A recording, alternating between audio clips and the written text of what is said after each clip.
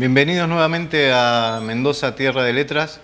Y cuando hablamos de letras mendocinas, queda claro que no solamente estamos hablando de narrativa, poesía, dramaturgia o un formato más relacionado con la literatura, sino que también se amplía a formas como la investigación, la divulgación científica y otros formatos más que no tienen que ver estrictamente con lo literario. Por eso, en esta oportunidad hemos invitado al autor de Rupturas, Javier Osoyo, investigador, y bueno, ahora con este libro tratando de acercarte más a un público tal vez más amplio. ¿Cómo estás? ¿Cómo estás? Sí, así es. En realidad el libro es fruto de mis tareas de investigación y de docencia en la Universidad Nacional de Cuyo, y la idea es esa, acercar una problemática que es la problemática científica a un público más amplio, con más intención de divulgación científica. Bien, tiene dos subtítulos importantes tu libro. El primero es Ensayos provocativos sobre ciencia y sociedad.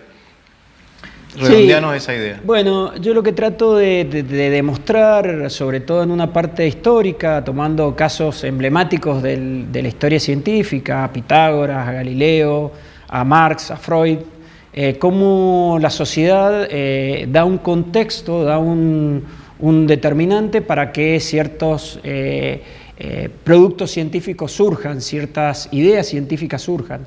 Es decir, no se puede pensar a Galileo sin el Renacimiento, es imposible. Entonces, el Renacimiento tiene mucho que ver en las ideas de Galileo.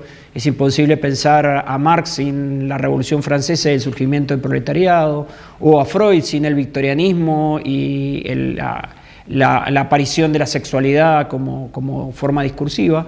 Yo lo que trato de hacer es un poco indagar en esos aspectos, cómo son esas correlaciones en esa primera parte del libro.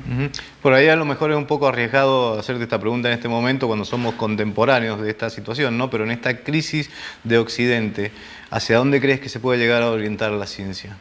Bueno, la ciencia se va orientando justamente de acuerdo a procesos sociales, económicos y políticos. Por ejemplo, la física avanzó mucho más en el tema nuclear, con la invención de la bomba y todo lo que eso significó, que en otras subdisciplinas de la física. Evidentemente, en procesos de crisis como esto, donde está en juego, por ejemplo, la individualidad, la economía, las relaciones sociales, hay un campo muy fuerte de desarrollo en el campo de las ciencias sociales, particularmente la economía, la sociología. Paralelamente a eso, hay una fuerte influencia de los desarrollos tecnológicos, ¿no? Internet, el teléfono que usamos a diario, eso va influyendo y mixturándose con los desarrollos que hay en ciencias sociales sobre cómo entender esta nueva sociedad que va aceleradamente cambiando. Bueno, vamos al segundo subtítulo de tu libro, que es La política científica en Argentina. Sí, ese es un tema que a mí me interesa mucho más en cuanto a la divulgación científica. Me parece que es un tema esencial porque la política científica en la Argentina es paradójica de la política científica fuera de las grandes potencias científicas del mundo, fuera de de lo que fue la Unión Soviética, Rusia ahora, Estados Unidos, China o Europa. Argentina ocupa un lugar predominante, ha tenido 3 premios Nobel en el campo de las ciencias, muy importantes, ha desarrollado instituciones como CONICET, por ejemplo, una red de universidades públicas muy fuerte, y sin embargo también ha tenido caídas estrepitosas como la Noche de los Bastones Largos y lo que significó eso para lo que se llamó la fuga de cerebros. Y hay un retomar y un repensar la actividad científica en el siglo XXI en la Argentina muy importante.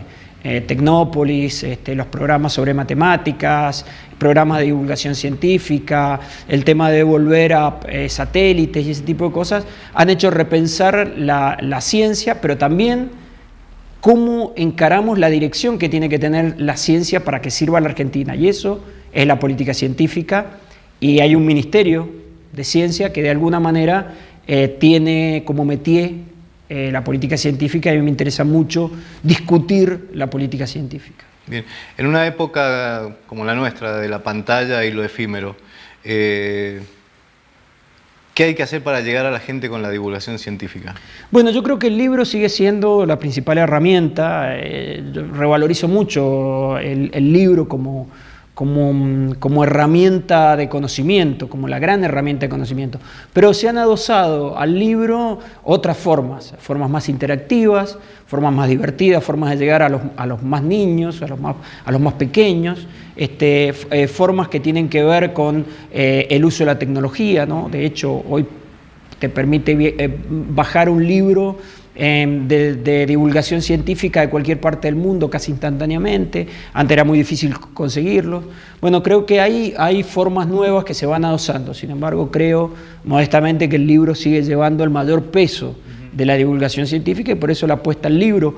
Quizás cada vez menos el libro en papel y más el libro en soporte digital, pero sigue siendo el libro. Bien. Rupturas. ¿Qué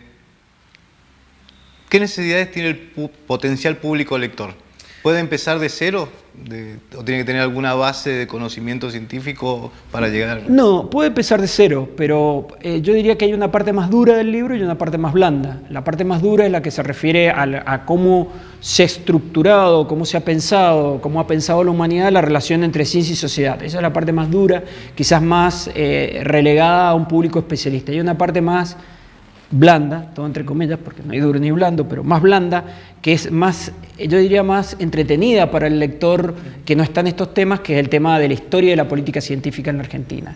Es decir, qué pasó, por qué apareció Hussey con un premio Nobel, quién fue Leloir, por qué Milstein termina recibiendo un premio Nobel en Inglaterra y no en la Argentina, cómo se desarrolló la industria nuclear, por qué tenemos 3 centrales nucleares producidas por argentinos. Es decir, es mucho más interesante indagar en nuestra propia historia científica, que es un paralelo de nuestra historia como país. Bueno, buenísimo. Bueno, muchísimas gracias, Javier, por No, te agradezco a vos.